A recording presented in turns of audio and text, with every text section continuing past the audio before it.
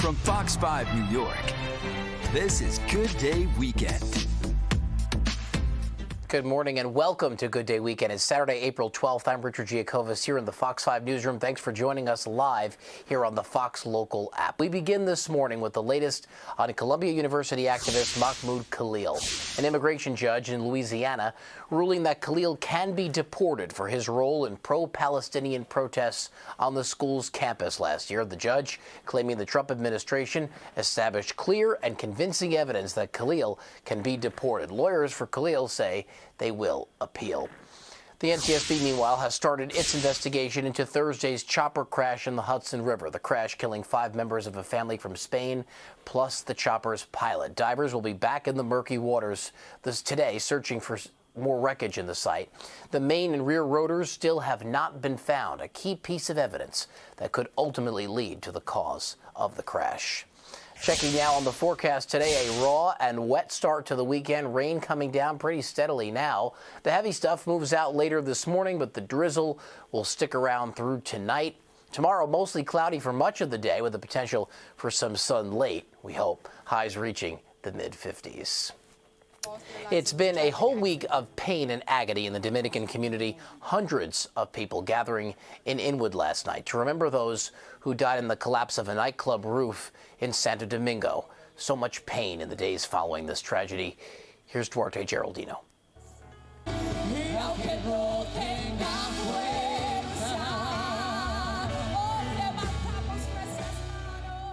Under a white tent in Quisqueya Plaza, people came together to mourn the lives lost in Santo Domingo. Among them, legendary singer Ruby Perez, who was performing when the nightclub's roof collapsed. Please join me, because Ruby's in heaven right now. And all those that went through that are there now. This disaster happened more than 1,500 miles away. But here in Washington Heights and Inwood, home to the largest Dominican community outside the island, it felt like it happened around the corner. One man held a photo of his cousin, Lorraine Fernandez Vargas. She also died at the judge said. City leaders stood beside grieving families. And the tears that we see are reflected in all of the rain that we are seeing this evening. But it's important that everyone know Pero es importante que todos sabemos that God is still with us. Que Dios está con nosotros. More than 200 people were killed. The pain here in New York runs deep. And sometimes, you know, they hear the numbers like 221. A veces tú escuchas el número 220. I try to think of it as one person died 221 times. Yo lo pienso como una persona murió 221 veces. That's a heavy, heavy loss. Sunday, I will be leaving to go to the Dominican Republic. El domingo partiré para estar en la República Dominicana. To send a strong message. Para enviar un mensaje muy fuerte. As the mayor of the largest Dominican community in America outside of Dominican Republic. Mayor Eric Adams says the city will help assess survivor needs and explore how U.S. resources can help. Hallelujah.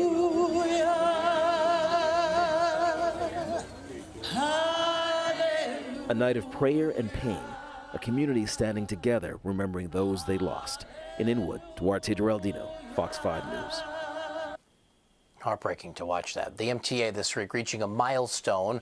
Busy Queensboro Plaza is now more accessible. A new entrance at the north side of Queens Boulevard includes a wide staircase and new elevator. Officials say this marks the first completion of a zoning for accessibility project, giving developers working on projects near transit hubs incentives to include upgrades to these projects. Well, the weather may not want to cooperate, but nonetheless, it's pickleball season in Central Park. Woolman Rink now holds 14 pickleball courts, which are open daily from 8 a.m. until 9 p.m. Yeah, despite the rain. Pickleball is considered the fastest growing sport in the United States. It combines tennis, badminton, and ping pong. If you've never played before, we have the best coaches and introductory clinics that will have you rallying within 10 minutes. I promise you, you will have a blast. And if you have been playing for years, come down and join one of our leagues or some of our advanced programming. This will be the third season of the sport in the park, with more than 130,000 people visiting the courts over the past 2 years. So if you're the type of person who constantly worries your phone's battery's about to die, You're not alone. A new study finds what's being called America's panic percentage. The majority of people frantically searching for an outlet when the battery on their phone drops to 38%. Those who are a little braver wait until it falls below 20% before they start to feel anxious. I do it, I think, at 60%. Well, with just one photo or selfie, AI, artificial intelligence, can help you preview a possible new hairstyle or even give you a glimpse of what your future self could look like. But there's a new photo search gaining popularity on ChatGPT that will make a likeness of you in the form of an action figure. Fox 5's Teresa Priolo has a look at how it all works. A goldfish. So scary. 2 weeks ago, the hot AI trend was creating Studio Ghibli images. Now it's discovering your alter ego as an action hero. This is how you're going to use AI to build your own custom action figure. It's Amanda, a book lover, Natasha, your bestie, or Elena with her sarcasm and a caffeine addiction. It's fun, it's free, and it's a harmless way to pass the time. For a long time, we've had AI models that can generate images, but now they think of the images in the same way that they think of the text. So you can control the image generation much better. And this is the new thing. And that's really up the game. It is pretty impressive what artificial intelligence can do and how close they can get to what you actually look like. For example, I uploaded this picture of me at the anchor desk. I prompted ChatGPT to generate an image of a news reporter that looks like a Barbie in an action figure box with accessories and lighting in my likeness. What I got was perfectly coiffed in a white dress with my trusty computer and a camera nearby. There's also this version prompted as a vintage collectible. And then there's me on breaking news, braving the elements with a camera, a cell phone, a mic, and an earpiece. You're only limited by your imagination and the prompts you provide. But it also makes you question how much personal information we're uploading. I think you should assume that whenever you input something to ChatGPT or Google Gemini or Claude or some AI model, you should assume that it is being used in some way to train on it. They say they're not doing it, and I don't know if they're doing it or not, but they might be. Teresa Priolo, Fox 5 News. That is something I need to try. Well, retro vibes are always working their way back into our pop culture, and now a video store is opening up in Brooklyn that offers a nostalgic experience so you can get your hands on some old school media. Fox 5's Kendall Green goes to videotape on this one. The line wrapped around this block for the soft opening of Night Owl Video was packed with customers waiting to get their hands on pieces of classic nostalgia. Physical media forever, that's what it's all about. The Vintage Video Store is the brainchild of Jess Mills and Aaron Hamill. People, in this very digital age, I think there's a lot of interest in and nostalgia for a world in which you could touch the things that you were buying to watch. Hamill and Mills are going against the grain, ditching the idea of streaming, going back to the classic experience folks got at a store like Blockbuster in the 90s. We come from the independent film world, so Blockbuster to us is a little bit too corporate. But, that is a brand that people are familiar with and have a lot of fond memories of. Customers can dive into their collection of anything from DVDs, cassette tapes, laser discs, to vinyls with new releases. And instead of having, an algorithm of a streamer giving you suggestions on what to watch, you can either be someone who works here, one of us, or maybe you'll meet some friends in store that can kind of give you some hot tips on some gems of movies you can find. After their soft lunch Saturday, there's a ton of interest in the business making its official big debut over the weekend. There were so many people who came up with a big stack of movies and just complimented both the look of the space and also the curation of what was in the inventory. The shop features an aesthetic fit from the 90s with a modern, updated appeal. I want it to feel like it's 2025, and you can see the latest things on UHD, for example, as well as these older titles. As the duo are part of a wave of entrepreneurs revitalizing the film and distribution industry, one tape at a time. Now, I don't know the last time anyone at the station has done anything like this, but here at Night Owl Video, you can do this beginning Friday at noon right here at 288 Grand Street, Brooklyn. That's the latest here in Williamsburg, Brooklyn. Kendall Green, Fox 5 News. And it always makes it look fun. Well, a final check now of the forecast today. Windy and chilly with rain. I feel like that's the forecast forever now. Tonight, the rain sticks around. Tomorrow, finally some sun. Late in the day, temperatures reaching the mid-50s. Don't go away. We'll be right back. with health news.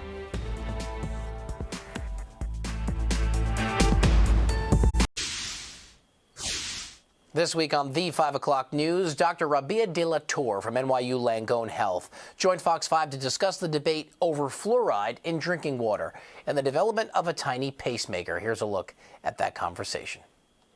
All right, Doctor, thanks for being with us. So walk us through the contours of this debate, what the plan is, and what you think about it in general. So this is not a new debate. This debate has actually been going on since the 1950s. So the issue is that at very high concentrations, fluoride can be a neurotoxin and it can potentially impact infant brain development. But the only way to get fluoride, not the only way, but the best way that the government decided, many decades ago to make mass available fluoride was to put it into the water. And so this is meant to prevent tooth decay, and it's been found in multiple studies to decline the amount of tooth decay in the general population. And so the controversy is kind of around informed consent. Do people actually know that they're getting kind of synthetically injected fluoride into their water or not?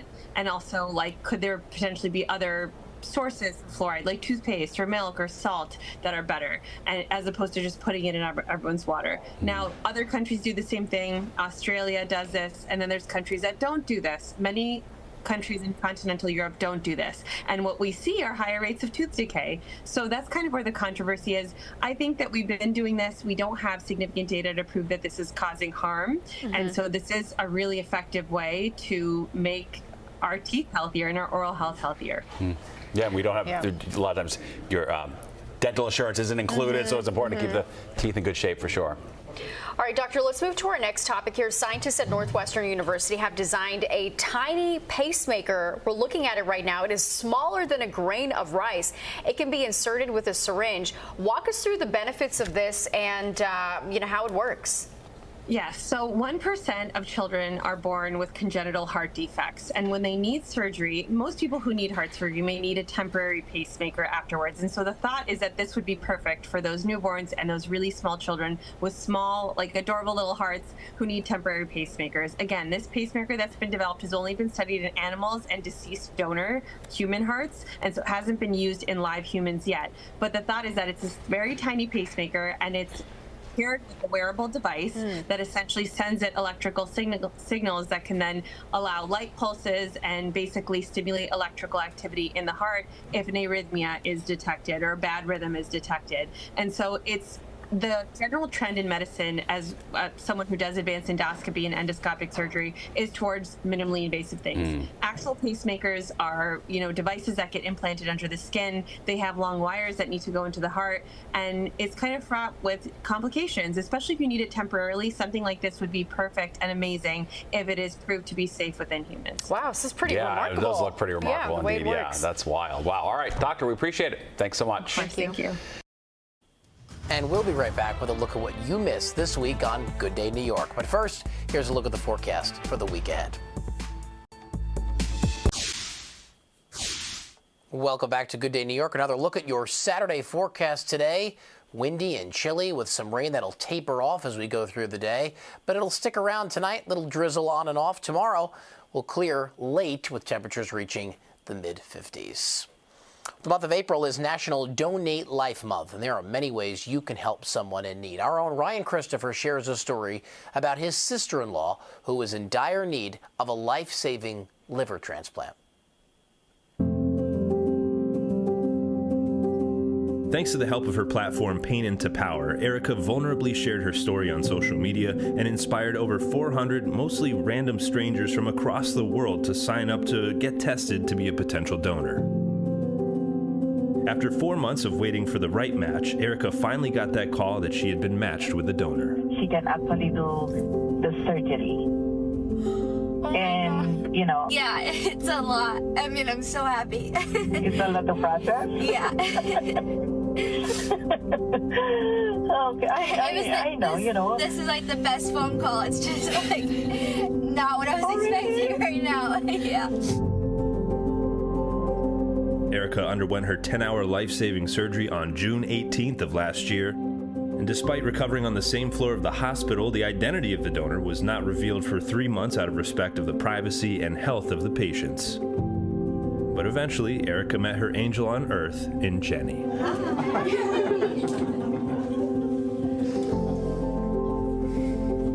So happy to meet you. It's so good to meet you. This mom of two from Massachusetts saw Erica's story on Facebook and felt moved to give part of her body to give Erica a second chance at life. And here she is in studio, our sister Erica. We love you, E. So happy everything is okay. You're feeling good. So how you doing? I'm doing amazing. Yeah. I've been sick since I was a junior in high school, so I never really know life before being sick. Since getting my transplant, I've gotten so much energy. I feel like a completely different new person, and I'm able to just do the simple, mundane things of life without having to worry that I'm going to be sick one moment, or if I'm even able to get out of bed that morning. Isn't it amazing, like somebody you didn't even know came in and basically saved you? Yeah. I am amazed by humanity every single day. My faith in humanity was completely restored. When we had first put the campaign out that night, I was keeping a little list in my phone of the donors that had reached out saying, you know, I signed up to see if I can be your match, and the list started so small. The first 30 minutes, I got like 17 people. The next half hour went by, and I couldn't even keep track. Nice. So have Powerful. you been in contact with your donor? I have, yep. And? We talked. We met for the first time in September, and it was a really emotional day for my care team, for my family, and just to be able to see this person who has become an angel to me and literally saved my life in person, be able to give her a hug. You saw her in the hospital, obviously. We saw the video there. Yes. When was the last time you saw her, though? I haven't seen her since the day we met. Yep, that video in, right in after September. 3 months after Damn, surgery. I wish we could make that happen again. I know. Can we make that happen again? Ryan, do you know people? I don't know. Is Jenny here? Can we bring Jenny out? Jenny? There she is.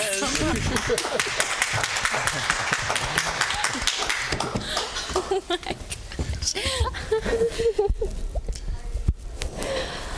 Oh my so God. I see Jenny. What a beautiful story that is. For more information how you can help, visit donatelife.net. We'll be right back with a look at what you missed this week on Good Night New York. But first, another look at the weather for the week ahead.